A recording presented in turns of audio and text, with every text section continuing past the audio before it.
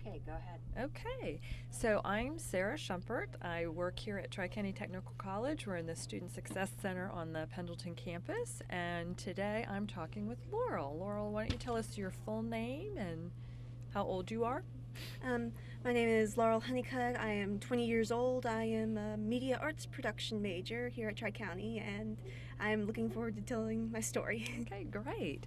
So I know that your family has had some challenges with a genetic disease that runs in your family. Why don't you tell me some more about that? Yes, the disease is called Chiari malformation. It's pretty much basically where your skull is too small for your brain and your brain's being compressed. And for some people, it's so bad that their brain gets pushed out into their spinal column. And it can be deadly if not treated. Wow. I've never heard of Chiari. Is it pretty rare? Actually, it's not, but it's been misdiagnosed as so many other diseases that it's been believed to be rare. Oh. So do you know how many people are affected by that in the United States?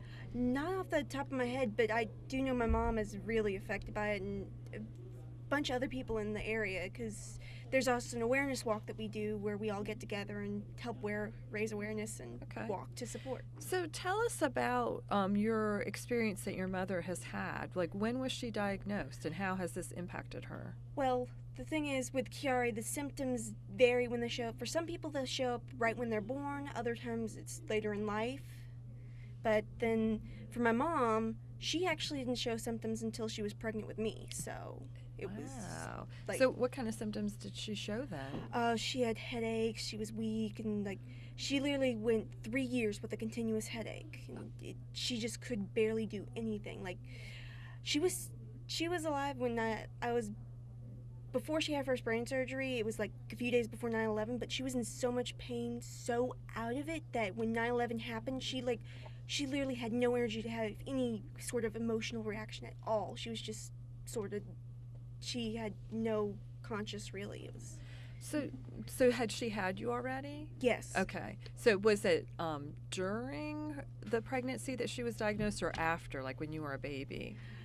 I think it was after, because before, she first went in to get tested, they told her it was another disease called fibromyalgia, which a lot of the symptoms were the same, but turns out it wasn't, and it got a little dicey, so she had to hurry up and get that first brain surgery, because otherwise she wouldn't even be here today. What kind of surgery were they able to do then? Well, for the first one that she did, they had to go in and literally remove a part of her skull to open it up so her brain would have more room. Uh-huh. Yeah. So, and that helped, and after that, she was like up and moving around, doing a whole bunch of stuff. It was awesome. So it really changed her life. Oh, yeah. So you said that, she was in so much pain when 9/11 happened. Looking back now and she shares her story, does she feel like she missed kind of this big chunk of time? Yes, she does. I mean, she was basically being turned into a vegetable that whole time. Like, if she hadn't had that surgery, she just wouldn't have been herself anymore. So as you were growing up, like how did that impact you growing up, and like when did you realize that your mother had this disease? Well, I mean, she told me about it when I was young, and I didn't really think much about it because she was so active and doing a lot of stuff and working. But then it was in, I believe, my second year of high school, something happened and it reignited her symptoms again, and she ended up having to have her second brain surgery. Okay. Which, in that one, they literally had to go in and remove a part of her brain because her brainstem was being pinched so Oh badly. no! And did that give her any kind of lasting impact? The fact that they removed that part? Yes, it did. It's affected her a lot, and actually, since that second brain surgery, she hasn't been the same, really. Oh really? I mean, a lot of doctors think that the surgery is a cure for it, but it's not. You're stuck with it for life. And, well, she did have some other medical problems on top of all the Chiari, so we went through the second brain surgery and she got better, but then with all the other stuff that happened, it just sort of piled on. And Yeah. she's still up and moving around, but not as much as she used to. She has her bad days where she literally cannot get out of bed. Like, she's completely unable to move. So how was that? You said you were in high school? Yes. How did that feel for you to watch your mother go through that? It it was rough because she's always been around, like, because my parents got divorced when I was 5, so it was just me and my mom for all those years living together. She was like always up and moving around and all that and doing all this stuff with me. It was awesome. And then when this happened, it was just like, it was a shock really to see her go from this strong, active person to someone who couldn't even really get around the house without having help. Mm-hmm. And was it just the two of you at that point too, Mm-hmm. as well? So did you have a lot of folks come and support you during that time? We did and all that. Of course, I still was going to high school and all that, but it really pushed me to become more independent. Like, I started doing everything around the house, cooking, laundry, everything. And it was a little bit to get used to because I was so used to that, but I managed to get through because she needed me. And Yeah, that's hearing your story makes me think about myself because I had cancer 2 years ago, and my kids were 12 and 14 at the time I was diagnosed, and I'm also a single mom, and it really worried me the impact it would have on them, mm-hmm. and I asked them now what it was like for them, and they kind of shared the same kind of thing, that I was very active, and then because I had to go through chemotherapy, is that like all I could do is sit in my green recliner chair, and so hearing it from your side of the story is really powerful for me, because in this case I was the mom, and seeing my kids have to kind of gain that independence. I feel like for them, though, it kind of makes them stronger now, and maybe even so than their peers. Do you kind of feel like that's done the same thing for you? Yes, because I was always sort of the shy kid at school. Like, I didn't really get along too well because I literally had to switch schools. Like, I got done with elementary school and then we moved to a different county. So when I went into middle school, I knew absolutely no one. So I was like, it was just a real change. And then, but when this happened, it told me that I just needed to keep moving on with my life, keep going. Like, stuff happens in life. And there's really nothing you can do about it. You just have to keep moving, keep positive, and sure, there are going to be days where it becomes a little rough and all that, but it's just important to keep going and know that you still have people around to support you. How was it for you at school with your friends, and knowing that you had your mother who was very sick and couldn't be as actively involved in your life? Did you find that you could talk about it with your fellow students, or did you find it more isolating?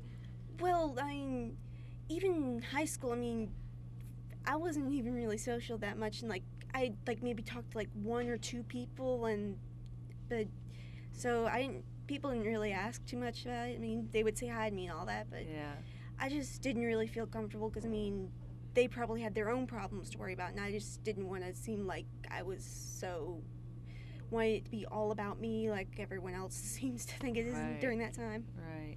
So what do you think is the biggest lesson you've learned from this experience with your mom's disease? It's important to always keep a positive attitude, and because she's going through all this and she's still able to laugh and all this, and she knows she has to keep going, but there are some times where stuff will happen and she'll have her emotional breakdown, and I know it's important for me to be there for her and help her get through all that. A few years ago, she found out she was adopted, which was really big because this disease is hereditary, and it would have been nice to know all about the adoption before all this medical stuff, because no one in her adopted family has this disease. Wow. So when she found out she was adopted, it was like, okay, wait, what? So when she was first diagnosed, did they ask her about her family history? Yes. And did she know at that time she was adopted? No. Wow. No, and the kicker is everyone else in the family knew except us. My goodness. Yeah, because her adoptive mother was one of those ones who was really secretive and all this. And yeah. So, how has that impacted you? Have you had genetic testing?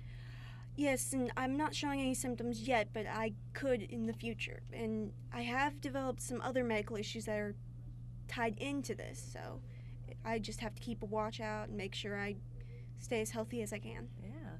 And it sounds like you've really gotten involved in the Chiari, I guess, community. Yeah. Is there an organization that you're a part of? Yeah, I'm part of the Conquer Chiari awareness walks that they do, the Walk Across America. Like, there's one that they do in September's at Nettles Park in Clemson near Pendleton. It's really fun little thing. We go there. There's a raffle after the walk, and there's a bake sale that goes on, and all that. Yeah. And so the purpose of the walks, is that just to raise awareness, or also to raise funds for research, or what happens with the walks? It's to raise awareness, yes, and then also a little bit of fundraising, like from the raffle and all that, and the bake sale. But it's also just a good place to get together with other people who have the disease and share stories and figure out who's the best to go see, especially with doctors. 'Cause, oh my gosh, some of those doctors, they just have no idea what they're talking about when it comes to Chiari. And is that just because it's so rare and not as well known?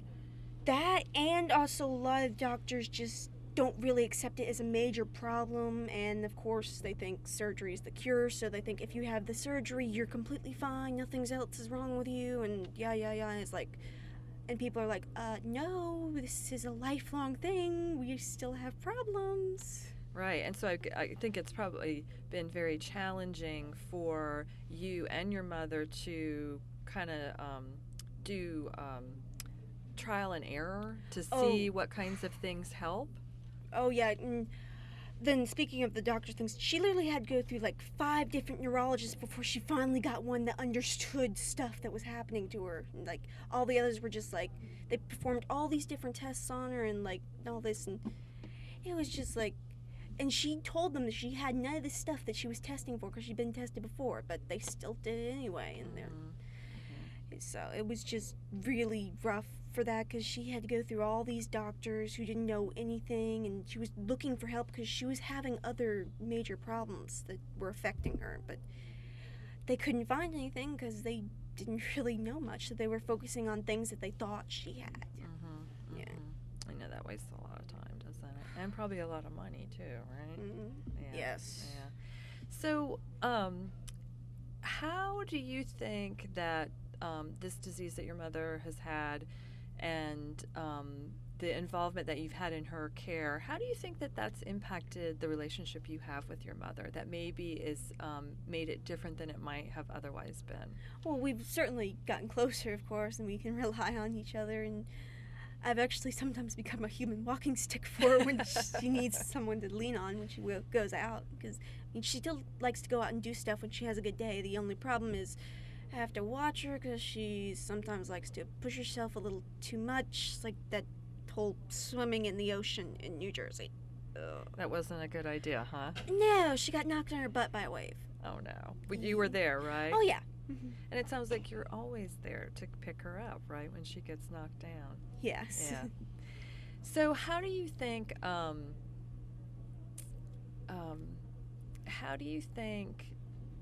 this has informed how you will approach the rest of your life and kind of how you'll move into adulthood? Well, for me, it's told me to not really be so judgmental of people, because, and also a lot of people with a lot of diseases that may not be really known, like, just know that a lot of people need support for that, and like they don't need people to like get them down or pick on them because of the disease. It's important to show, like, another important thing is, do not treat them any different than they were before they had the disease or before you even knew about the disease. Just keep treating them like they want to be treated, like an actual person, not as a disabled person who you think they can't do anything when really they are like probably more active than other people. Right. Okay, great. So anything else that you want to tell us about Chiari, or the awareness or the walk that's going on? Anything else? Well, let's see here. It's also important to make sure to check out for signs and all that. And So what are the signs that people should be looking out for? well, the most common one is the migraines and the headaches, and there's certain locations where the headaches happen, like, so you know it's a Chiari headache because it's different from other headaches. Like, you think all headaches are the same, but there are differences. Like, for the Chiari headaches, they mostly focus, like, the most of the pain you feel is, like, in the back of your neck, at the base of your skull, like, where the brain is and all that. Uh-huh. Yeah, and it depends on how bad it is, and then, of course, there's different stages of Chiari, like, for, like, how much of your brain is being pushed out into your spinal column. Like, for my mom, she actually had one of the rarest versions of it, where it's called Chiari Zero. Like, there was none of her brain was coming out into her spinal column, but it was completely blocked. Like, there was no flow of fluids to her brain at all. Oh, wow. Yeah. Okay. So, and that's another, she was actually part of a test that proved that Chiari Zero was an actual form of Chiari. Has she had to travel far to get this medical treatment, or? Oh, yeah. Okay. Because the first time she had a brain surgery, she actually had to go all the way to Philadelphia to get the surgery done. Wow. Because the doctor that was in North Carolina, that's also really known for the surgeries, he was completely booked, and also she was in an emergency condition. Like, she had to get that surgery as soon as possible, otherwise she wasn't going to make it. Oh, wow. Yeah. It's very scary. Any other signs or things that people should be looking for? Just, it's hard to say because, I mean, like I say, it mimics a lot of other diseases and all that. So another thing is, like, memory is impacted a lot. Right. And does that still affect her today? Oh yeah, she'll sometimes, there'll be some funny things that happen. Like, we'll have a conversation, she'll say something, and then, like, maybe not 10 minutes later, she'll ask me the same thing again. And I'm like, you already said that? And she's like, oh, did I? Well, it's good that you guys can laugh about that. Yeah. Yeah, definitely. Yeah, that's always the most important thing. Just stay positive and just keep going. I mean, Yeah. Hey, it's life. It happens. That's right. Yeah. Okay. Anything else that you want to share with us about your experiences? Not that I can think of right now. It's just... Okay. Well, great. I've really enjoyed our conversation and really admire your positive attitude, and I bet you and your mother have a lot of good times together. Oh, yeah. Like, this past weekend, we just went to the Renaissance Festival, and that was awesome. That's great. Yeah. All right. Thanks. All right.